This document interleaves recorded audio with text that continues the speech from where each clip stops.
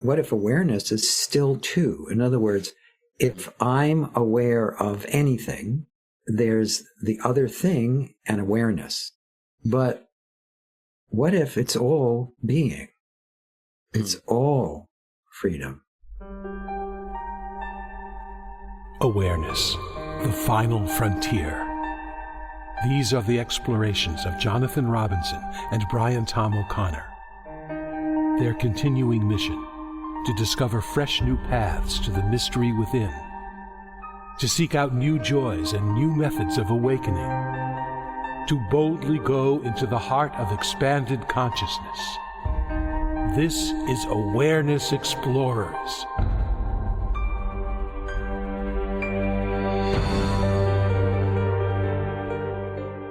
Well, welcome, friends and family of Awareness Explorers. I'm Jonathan Robinson. I'm with my trusty co-host, Brian Tom O'Connor. And I am thrilled, excited, and just so honored that we have a guest teacher today that I have followed for, 15, 20 years. Hale Dwoskin, the person that is best known for the Sedona Method book and the Sedona Method method. Let me give a little bit of bio about Hale in case you aren't familiar with him. I'm sure most of our listeners actually are familiar with the Sedona Method, but for those who aren't, Hale is a New York Times best-selling author of the Sedona Method, and he's been featured in the movie Letting Go. He is the founder of Sedona Training Associates that teaches courses based on emotional releasing techniques inspired by his mentor, Lester Levinson, who also some of you know. Hale's an international speaker and featured faculty of Esalen and Omega Institute. He's also one of the 24 featured teachers at the popular movie, The Secret, as well as a founding member of the Transformational Leadership Council. For over 3 decades, he's taught the Sedona Method to individuals and corporations throughout the world. We're very excited to have you, Hale. Welcome to Awareness Explorers. Oh, it's great to be here.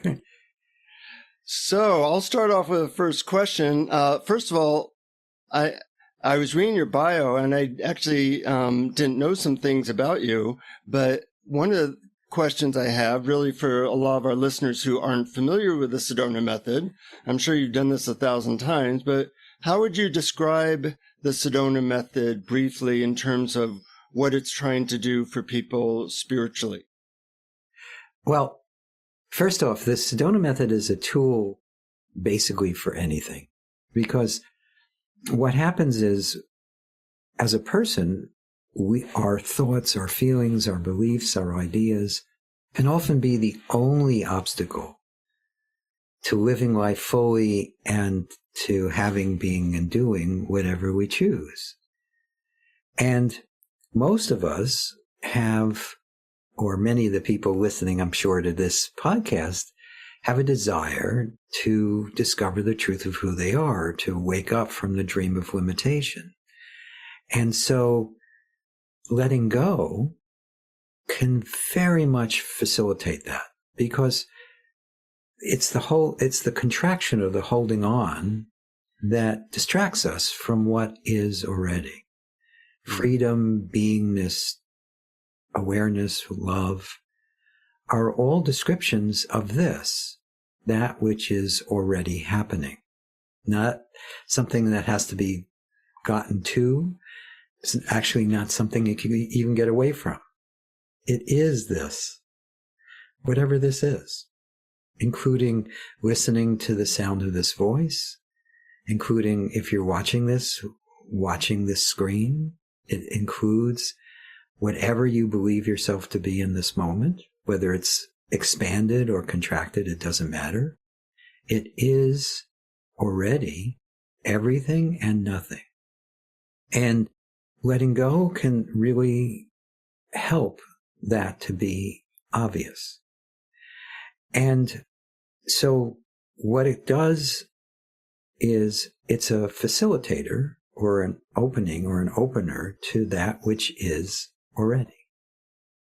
Yeah, one of the things I like about it is that it's not really adding anything. It's just letting go of the obstacles in the way of what's already here. Yes. And what's here is awareness. Well, what's here is more than just awareness. Awareness is part of the sense of me. Mm-hmm.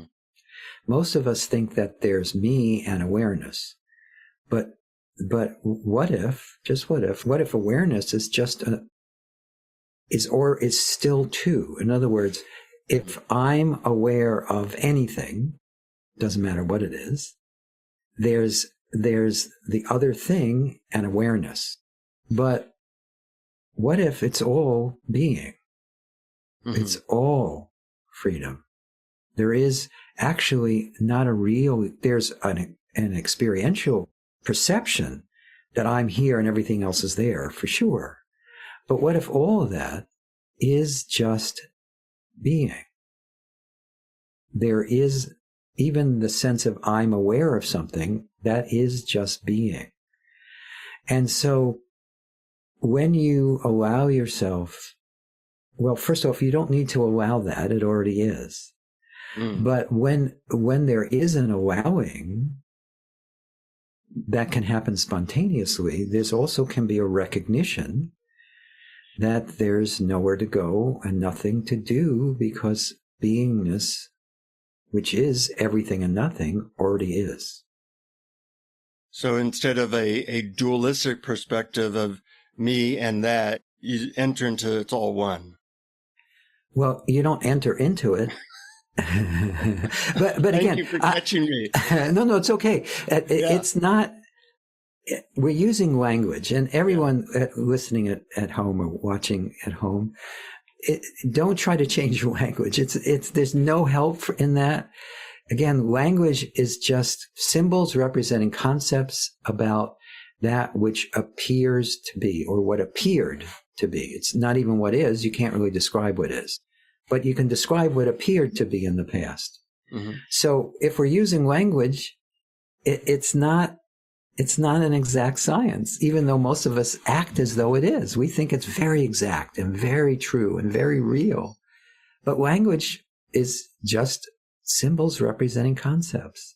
Mm-hmm. So you can't go into what already is. You also can't get out of what already is. It just is. Mm-hmm. And there's also no separate you. There's the experience of you, but there actually is no separate you to do either. Get into it or get away from it. Mm-hmm.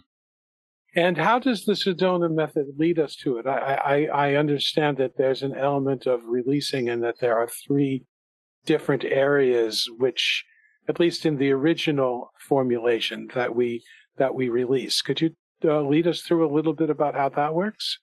Well, sure. From the perspective of a person, there is a problem, and it needs to be fixed. So originally, the Sedona method was designed to help the person to fix the apparent problems. Even though that was dualistic, it's still, and again, I'm not saying this is the truth, but in my opinion, based on experience over 4.5 decades of doing this, when you let go, it's much more effective than any other way of trying to deal with the stuff that a person has to deal with all day long. And the 3 things you're referring to, are you talking about the wants? Is that what you're talking about? Yes. Yeah, sure. So there are actually 4 basic needs or wants or motivations that are the basis of this sense of me. The first one is wanting to fix it, change it, control it, understand it, do something with or about it. Whatever it is, it could be anything happening in the world, anything happening with our feelings, anything at all. And the me is that. It is this sense of, it can't be this. It's got to be fixed or changed. It's got to be different than whatever it is. It doesn't matter. And even when it feels like, wow, I think I found it, I think this is it, then there's from the perspective of me, there's a trying to cling to it because it might go somewhere. I might lose it. So all of that is the basic one of wanting to fix or change or control things. And I'm sure everyone can relate to that. From the moment the body wakes up in the morning to the moment it goes to sleep at night, and even in our dreams, there is this sense of needing to be in control of something that's completely uncontrollable. It's just happening. It's not controllable. It's just what's happening, or at least apparently happening. And so that's the first motivator that we help people address and release. The second one is people feel that we need love. We don't actually recognize that we and you, me, all is love already, is already unconditional love. We think we can go get it. And we feel like we need to keep it. So we're trying to get love and admiration and being noticed or cared for or by, or any other synonyms, or just approved of or liked. Keeps us busy. What? Oh, God. Keeps us very busy. Oh, very busy. So we're wanting love all the time, whenever there's any kind of interaction with apparent others. And as long as you believe there's a me, there's also this wanting love from yourself and a disapproval of yourself, because we've been trained to believe that if there's an apparent problem, it's somebody's fault. And for most of us, it's usually my fault. Or we're blaming circumstances. It's the weather's fault. It's our husband or wife's fault. It's the government's fault. It's the day's fault. It's the amount of time's fault. I mean, there's blame going on all the time. And this sense of blaming others causes us to think, or blaming ourselves causes us to think that we're in charge and we need to get this love, otherwise it won't be here. But it already is. This is love already. All of it. Not just the parts you like. And that's hard to accept. We're willing to accept that it is the parts I like. You know, when it's a beautiful sunset, or I'm hugging my wife or my lover or my husband, it doesn't matter. We think that little thing is love, and we cherish that and try to hold on to it. And we think everything else isn't. But what if all of it is love? And then one of the main hooks for me as a person is this sense that there's not just life. There's me and my life, and there's all other life. There's two. And me and my life seems to be confined to this body. And that's a very scary position, because we hear that this body is not going to last forever. And we see evidence of that. And we see that so little needs to happen for this body to not be able to survive. So there's this ingrained, deep sense of contraction or fear around losing my life and my body. And that's the desire to survive or be safe. So we address that as well. And lastly, there's this sense, if there's a me, there's a sense that there's other.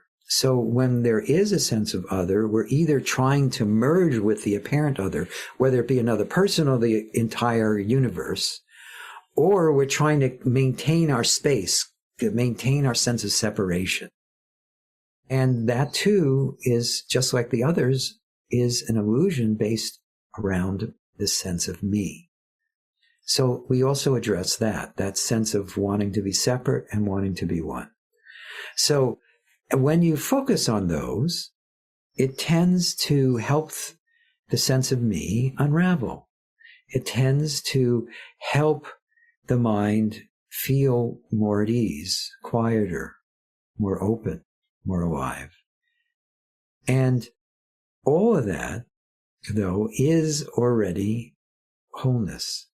Even the wanting approval, control, security, separation, and oneness is already wholeness. You know, it's not like if you're not going to go to heaven if you don't release all your apparent limitations, or your wanting approval, control, security, or separation, or anything else. Because first off, there really is no separate you to go to heaven.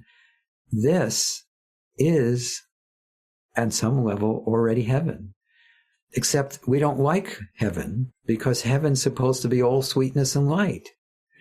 But this heaven that we already live in contains all darkness, all hate, all things that we feel are awful, that we want to get away from.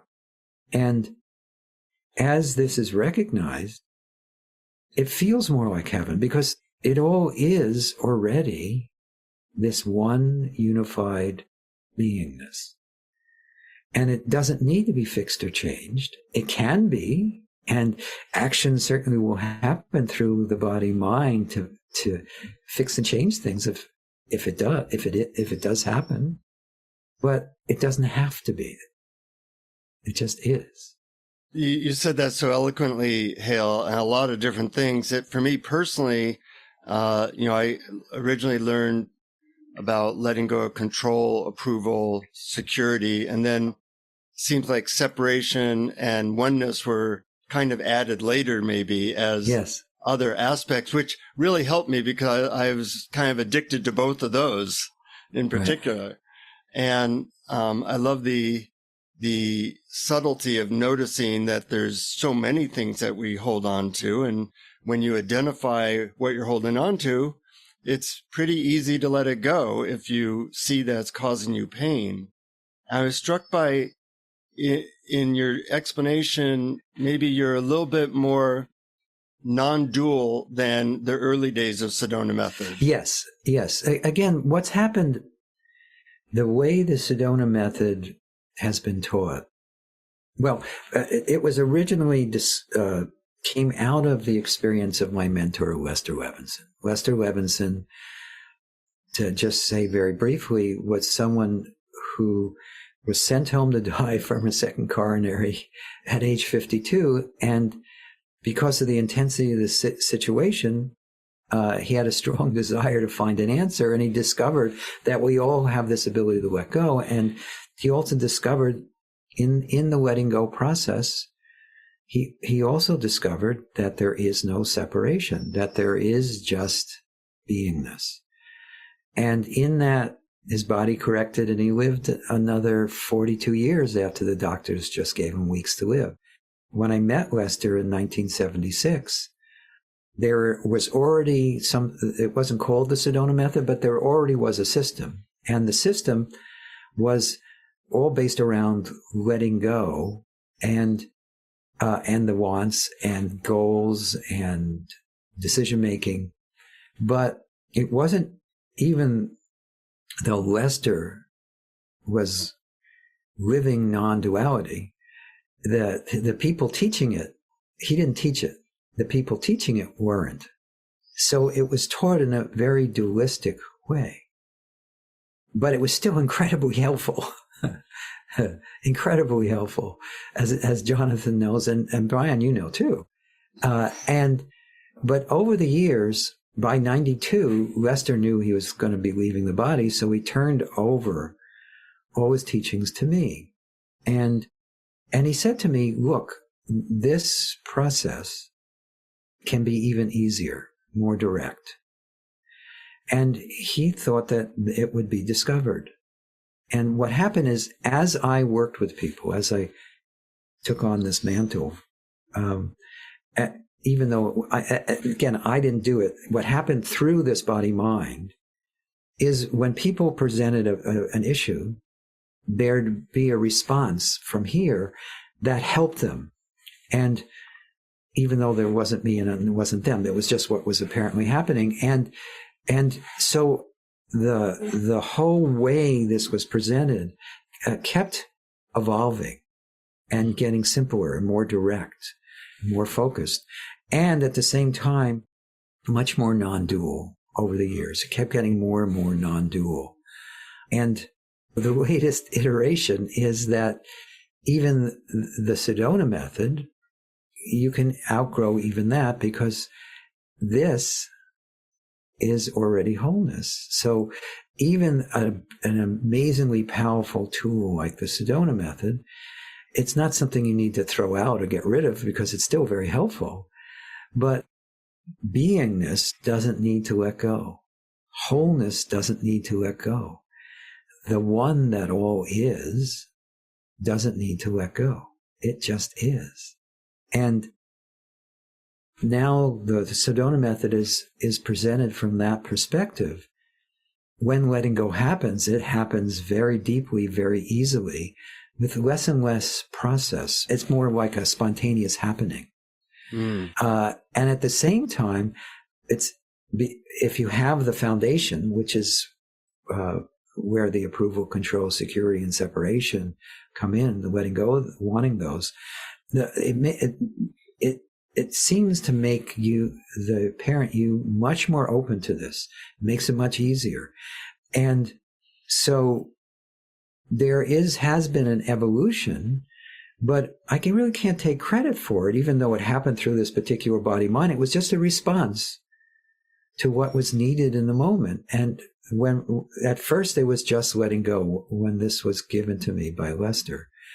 And now there's letting go, there's welcoming, there's diving in, there's what we call holistic releasing, there's what we call the fifth way, which is, you mentioned awareness. It's using that sense of awareness as a tool to help separate the wheat from the chaff, to separate the sense of contraction from the pure awareness.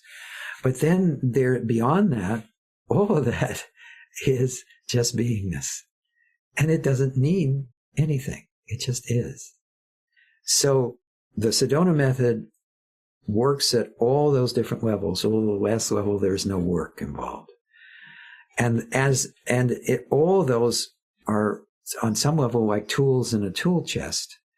So whatever's appropriate in the moment seems to come to the fore and is available for use. I loved the way you talked about that. Maybe I might put it in different words. Sure. I know that some people think that they are going to let go. They are going to be the person, the thing, the entity that allows everything to be as it is. But I think of it differently. I think that there's something already within you, your true nature, the background of experience that has already let go, that already allows. So it's not Brian or Hale or Jonathan that does the letting go. It's that pure background of experience that has already let go. Is that a fair? Well, it's closer. It's closer. Okay, so let's get even closer. Well, you can't get closer to what already is. Right. But again, that's how what you just described is what most teachers teach. Most teachers teach that there is this background that is already perfect. And the background is love. The background is beingness. The background is already released. The background is already pure acceptance. And as a working tool to try to deal with life, it can be very helpful. There's nothing wrong with it. It's beautiful. But what if there is no background? What if there's just this? And this is already beingness or wholeness.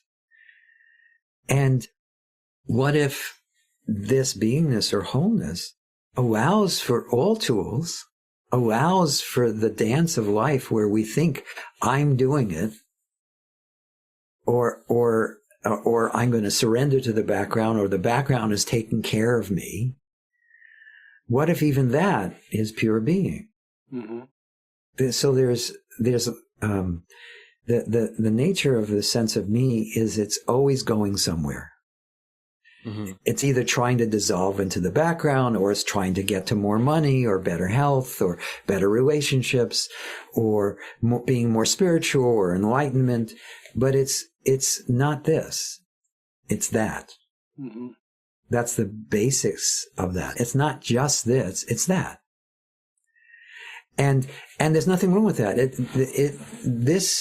The problem is this really can't be understood. But it already is. And yes, there is something, you can call it whatever you want, foreground, background, side ground, bottom ground, but there is something that already knows this, mm-hmm. that is already has no desire to seek, because it doesn't have desires. It just is. Mm-hmm. But this isness is not confined to a location. It's not confined in time. It's not confined in objects. And it's beyond, it includes all those things, but it includes, but it's not confined to the sense of me here and everything else there. Mm-hmm. And so that is already. Period. And us even trying to, quote, be awareness or trying to do anything, be the background, is another form of me trying to get somewhere. And that is what's in the way. Well, it's not even really in the way. That okay. is how beingness is appearing through that particular body mind. Mm-hmm. It's very relaxing when it is recognized that there is just beingness already. There is just this unconditional love already, because then there's nowhere to go and nothing to do to be what already is. Mm-hmm. And yet, when the shit is hitting the fan, when someone's yelling at you, the car is careening out of control, there's a war, there's famine, there's global warming, there's not knowing how you're going to pay your bills, this perspective is not necessarily useful. But letting go is. If you feel like you're careening out of control in a car and there's even a little letting go, there'll be a remember, hey, turn into the skid as opposed to out of it. Because when you're panicking, you're doing the exact opposite. If you're struggling with making more money, there's usually on top of that all your self-judgments and all your fears about what's going to happen, and all you're blaming yourself for not doing it right. There's a whole story around it. So if they're in the middle of that, you can address that, wait a minute, maybe I'm not this story. Maybe this is just what's apparently happening. I'm not the story.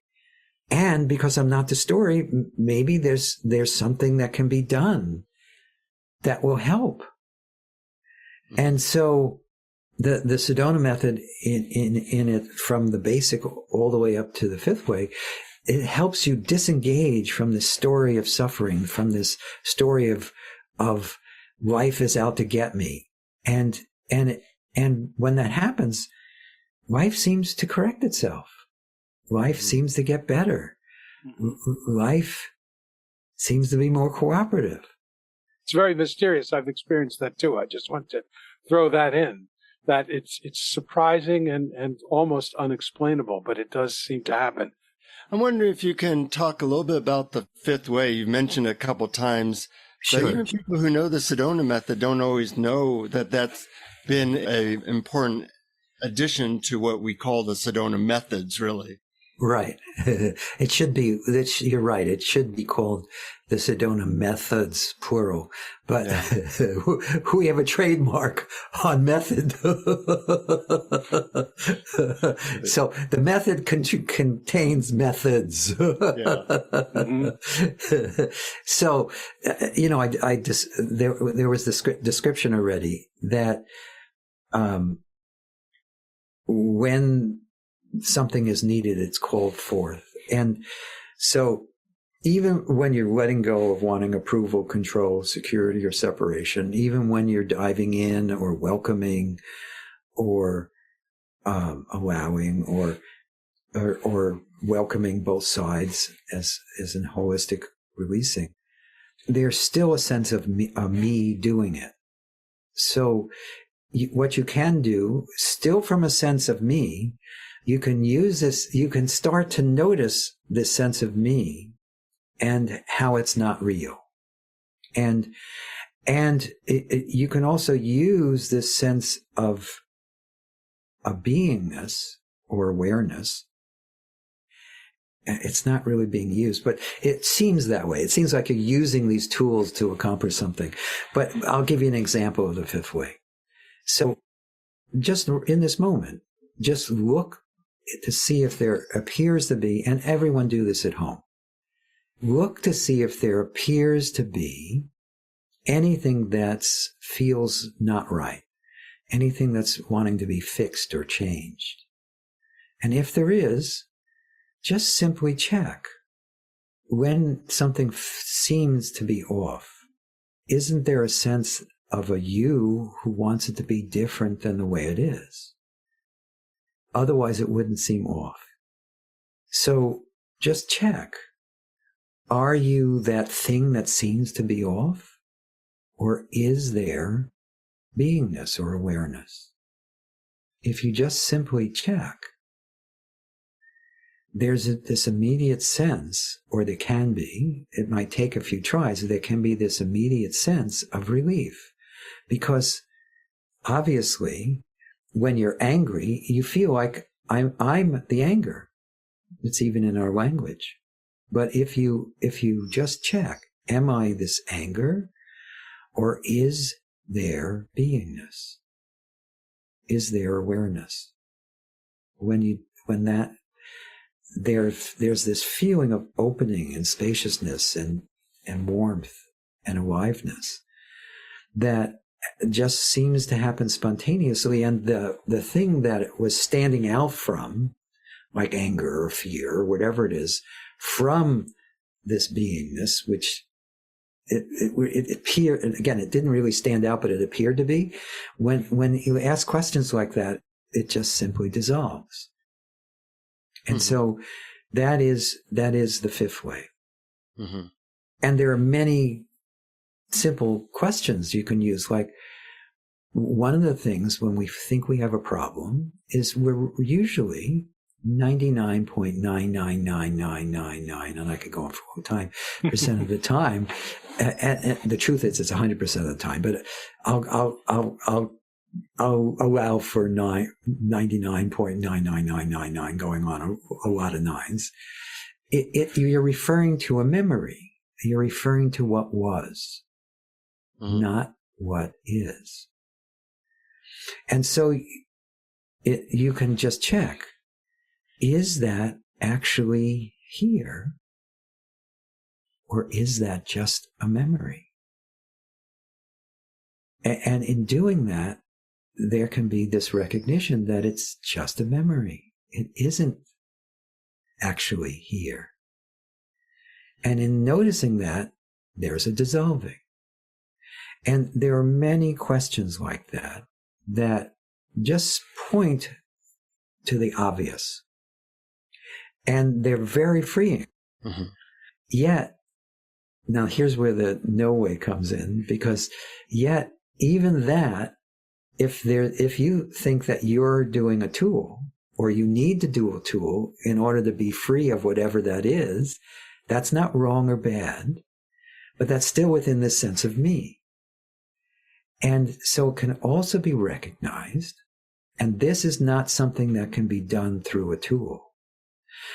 But discussing it from this perspective is, there can be a resonance, or I don't know how else to describe it. It can be recognized by no one that even that is not necessary, because there is no separation. There is no me here separate from everyone else there.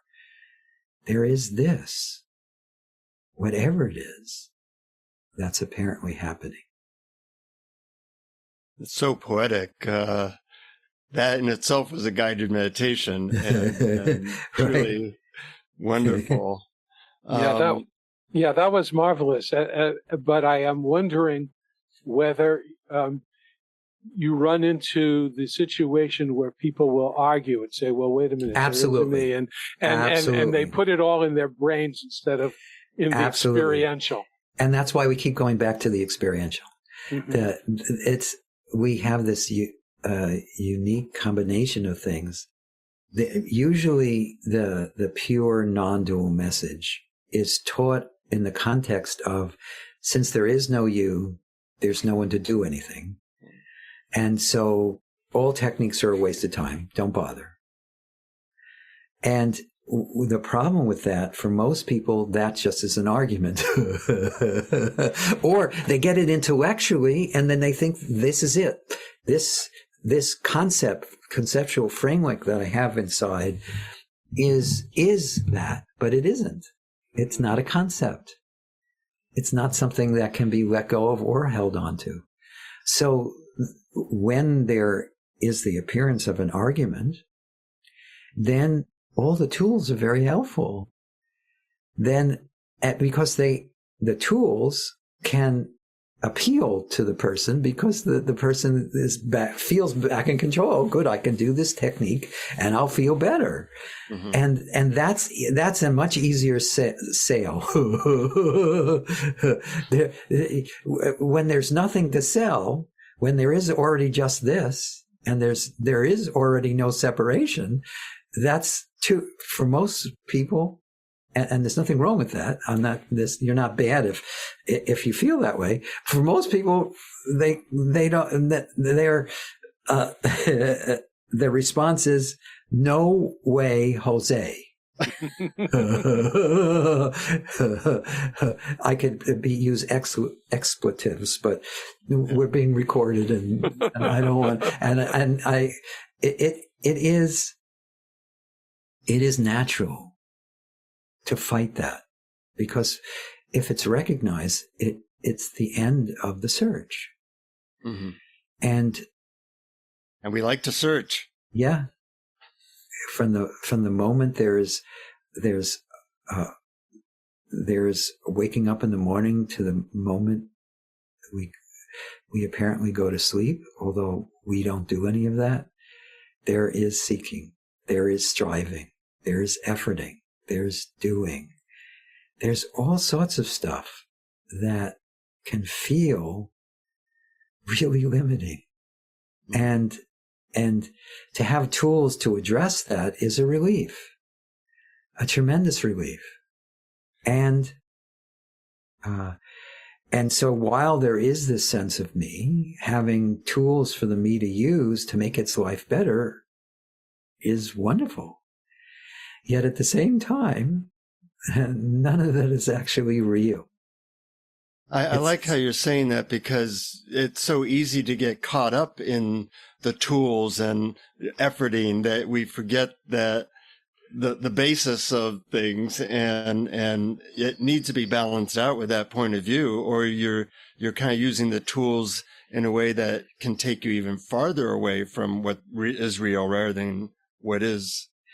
That's always there. Well, nothing can take you farther away or closer to what is. What is just is. Yeah. So it's not a mistake to use a tool. Using tools happens. And if it's a really helpful tool, apparent really positive results happens. I mean, we actually digitized a lot of it, but we used to have filing cabinets full of people reporting all the benefits they were getting just from letting go. Mm-hmm. People corrected long-standing financial problems, long-standing relationship problems, long-standing health problems, although we never treated, diagnosed, or cured anybody. And that still happens. Mm-hmm. That is part of the reason that people do the Sedona method, is because they can see real benefits. And it's wonderful. And yet, all that is still part of that story of me. Mm-hmm. And in recognizing that's all part of the story, it's not as urgent. It's not as life or death. And yet it can still be happening. And it can be a lot more fun too. Mm-hmm. In recent years, I've noticed that people focus very much on somatic type things. And originally, the Sedona method was very, asking certain questions. Yes, yes. Have you, in your workshops and seminars, focused more on things like, I don't know, breath or sensations and movement as a way to help with releases? Very lightly, but very minimally, because Lester used to say that tying anything to the physical is a reinforcement. Although in the beginning, we do use certain things because, for instance, if you're really not in touch with what you're feeling, then just putting your hand on your solar plexus and putting your attention there can really help you get in touch with the feeling. Mm-hmm. And also, feelings, what we call feelings, like apathy, grief, fear, lust, anger, pride, those feelings are really just sensations that we've made a story about. Mm-hmm. So, like welcoming is one of the tools that we teach. And just what it is just welcoming or allowing whatever sensation, picture, or sound is arising in the moment. And the sensations are what's arising. So if the person allows them, they become less sticky. Mm-hmm. So there is a focusing on sensation. That's when you're doing releasing, any of the forms of releasing. There's definitely a somatic portion, but we don't emphasize that only because then it all becomes as trying to manipulate. Again, I should take a step back. Somatic processing is very helpful.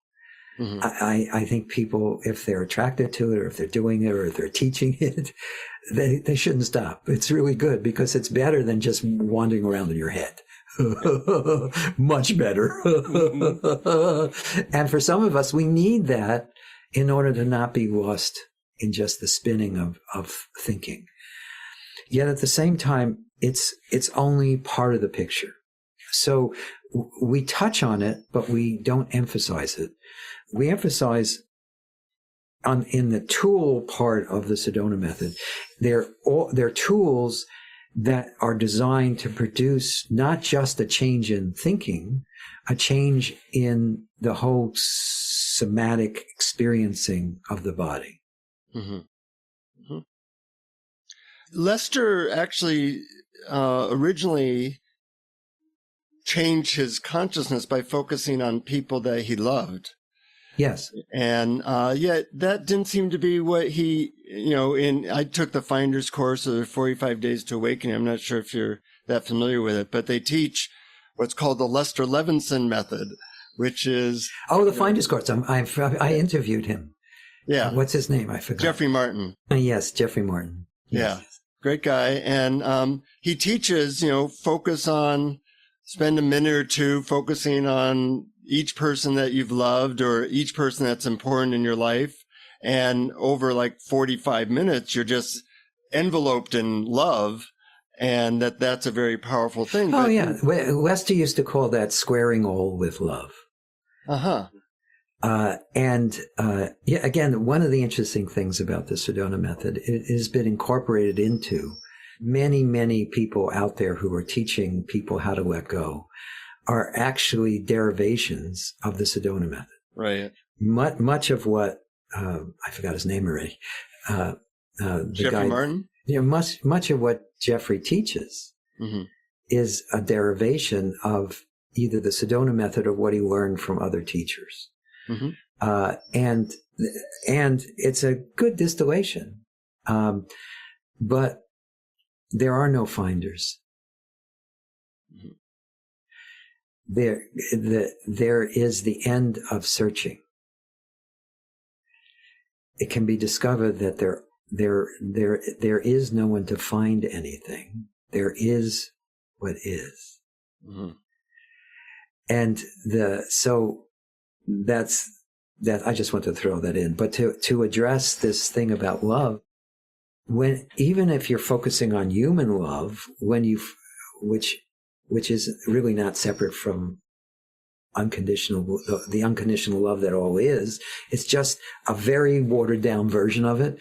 Even focusing on that tends to cause a dissolving within the body-mind of the sense of limitation. Then it can become a lot more aware of that one love that all is. And again, this is something that Lester taught even before there was a Sedona method. Mm. And so again, I'm not surprised. I forgot that he uses some of the Sedona method in the Finder's course. Yeah. It's been a real plus to the course, and a lot of people have been affected by it. Yes.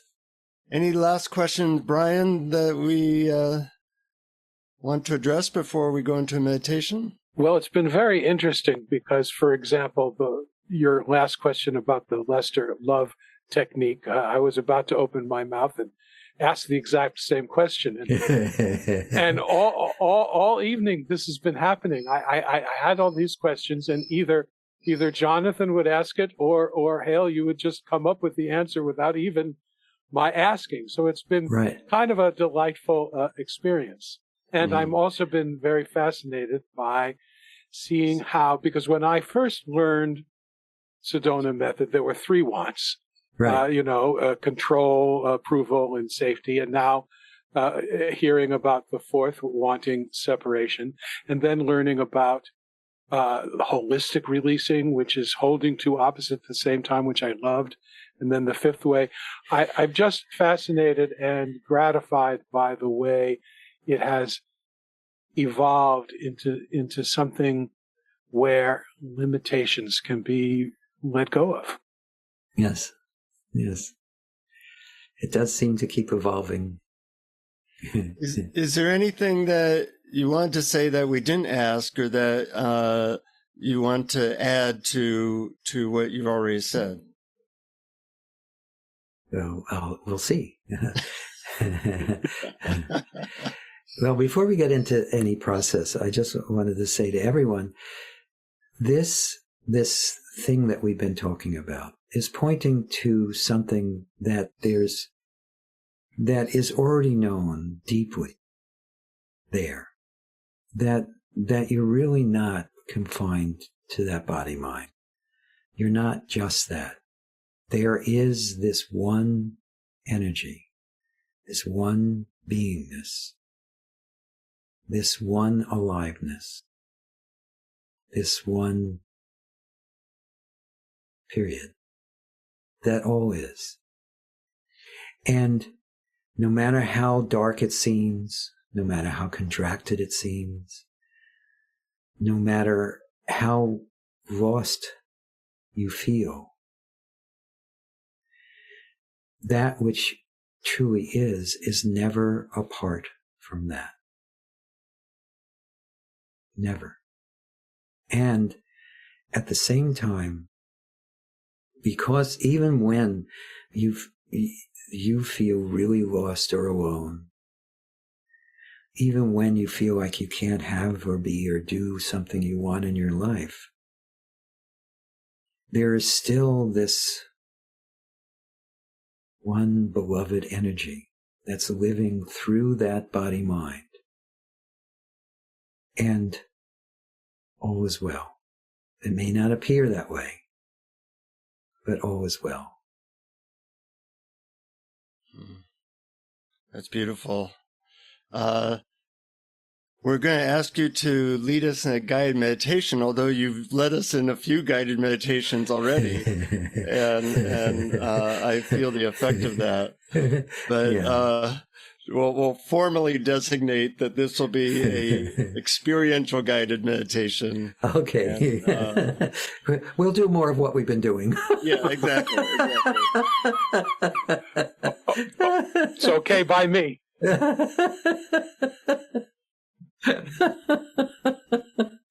Okay, sure. So generally, how we feel, and by the way, you can do this with eyes open or eyes closed. It doesn't matter, because if there's a focusing in or a focusing out, there is just this. And it's also very helpful to recognize that you don't need to pull away from what is in order for what is to be. It just is. Generally, though, when we feel like a person, we're in motion. And so I'll give the person something to do to start out.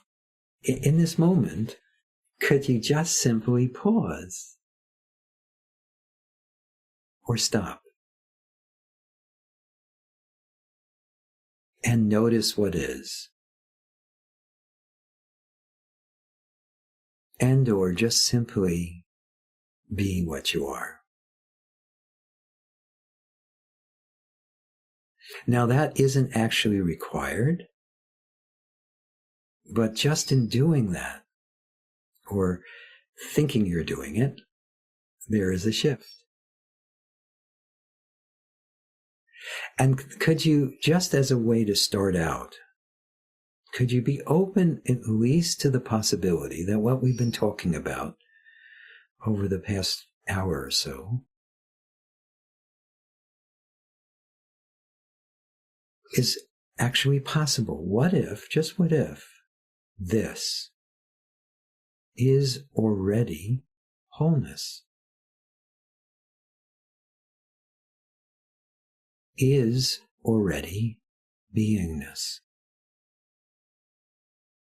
Is already aliveness? Is already unconditional love?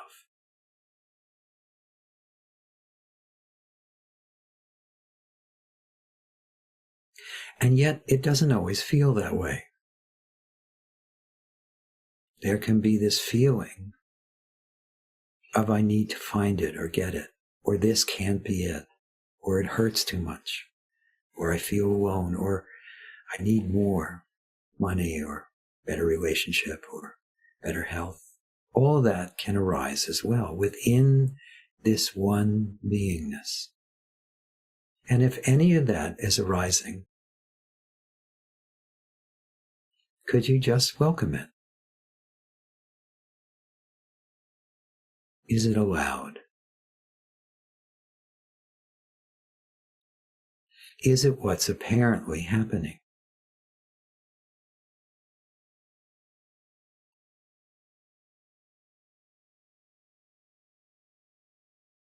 And then when there's an arising that doesn't feel perfect, which is most of the time, there is an overlay of wanting approval, control, security, separation, or oneness. There's an overlay of wanting to do something with or about it.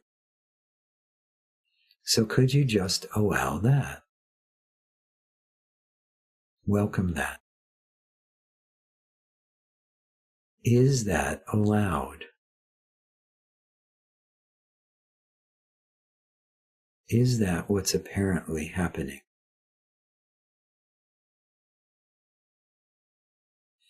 And then all of that comes from a sense of ownership, a sense of me, my life, my problem, my thought, my feeling.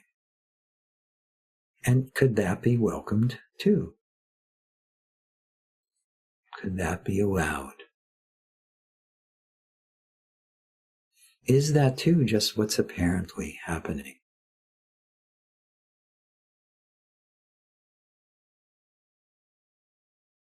And then if there's still any holding on or holding back that you're aware of, as best you can, just for now, could you let it go? Just could you? Would you? When?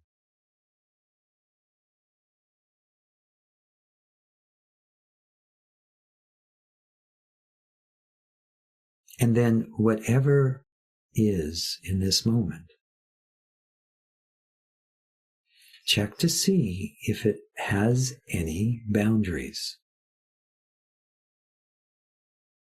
Can you actually find a boundary to this? Or is it boundless, timeless, spaceless, being?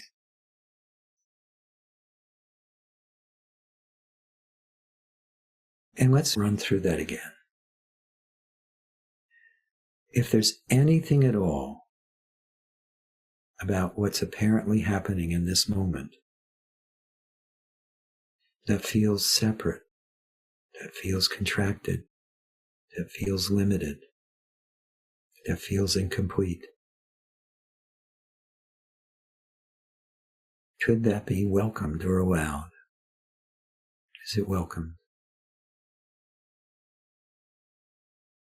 Is it what's apparently happening? And is there any wanting to do anything with or about that on any level? And if there is, could that be welcome too? Could that be allowed? Is it welcomed? Is that what's apparently happening?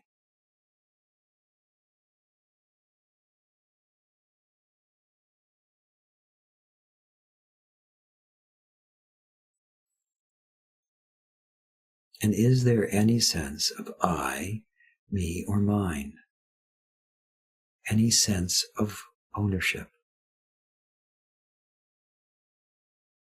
And if so, could that be welcome too? Is that welcomed or allowed? Is that what's apparently happening?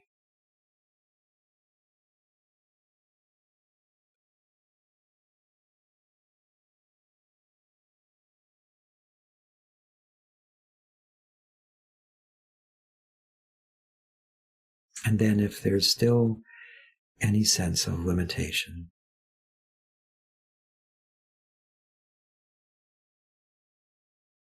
if there is that welcomed or allowed?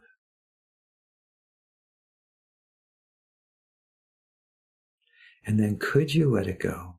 Just could you? Would you? When?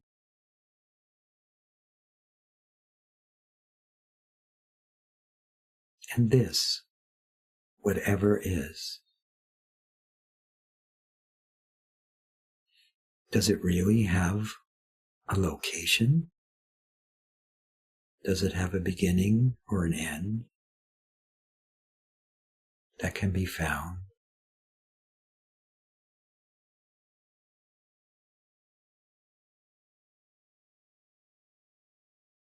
Or is it already everywhere and nowhere?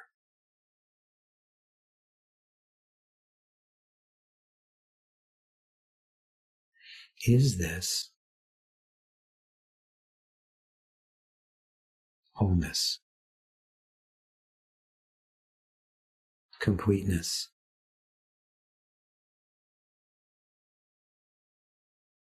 unconditional love, beingness?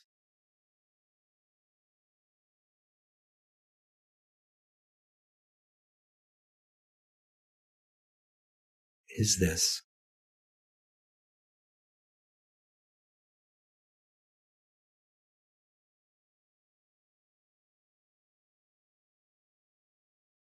all and nothing at all?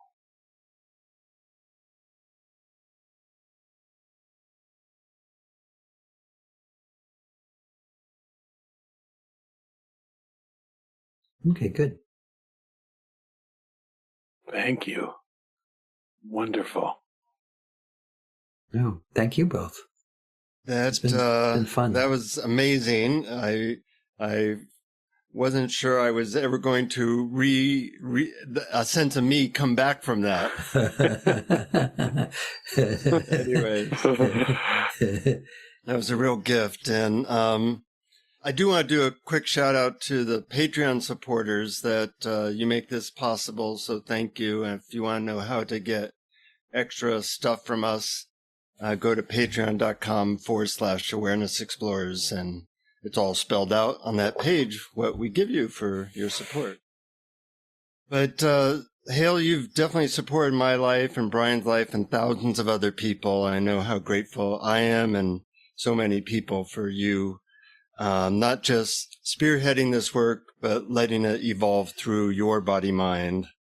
It's really just so grateful for all that you do. Yes, and for anyone who first got to know Sedona Method, as I did 15 years ago, look into it again and see how it's evolved. And Hale, how can people learn more about it? Oh, it's just very simple. You can either go to Sedona.com, just like this city, Sedona.com. We also have our own podcast, which is Letting Go and the Greatest Secret. And I do some of the podcasts that are just me speaking. And then I interview a lot of people like Jonathan and other people in this space. We have a Facebook page, The Sedona Method, on Facebook. And there's also a group. And we also have hundreds of free videos on our YouTube channel, The Sedona Method. So just remember Sedona. It's an embarrassment of riches. Right. Yeah. And a great book called The Sedona Method. Oh, yes. The book is available wherever books are sold. As well as Happiness is Free. Oh, that's right. Yes, I forget. Yes, there's two books actually. There's Happiness is Free, and It's Easier Than You Think, which is actually 5 books combined into one, and it doesn't have just the Sedona Method as it's evolved here, but it also has how Lester taught before there was a Sedona Method, and it's beautiful. It's mostly Lester. In Happiness is Free. Just a little bit of Hale. Great. Thank you so much. Wonderful talking to you, Hale. I really appreciate your joining us. And I can't wait for our listeners to hear it. And even though I know a lot about the Sedona Method, I got some new angles and new, really wonderful stuff today. So thank you, Hale. And to all our listeners, keep exploring. Keep exploring. Thank you for listening to Awareness Explorers. To learn more, you can check out our website at awarenessexplorers.com. Please subscribe to our podcast on your favorite podcast app. We'd love it if you would post a review. And please share our link on Facebook and with family and friends, because knowing yourself as awareness is the greatest gift you can give yourself or someone you love.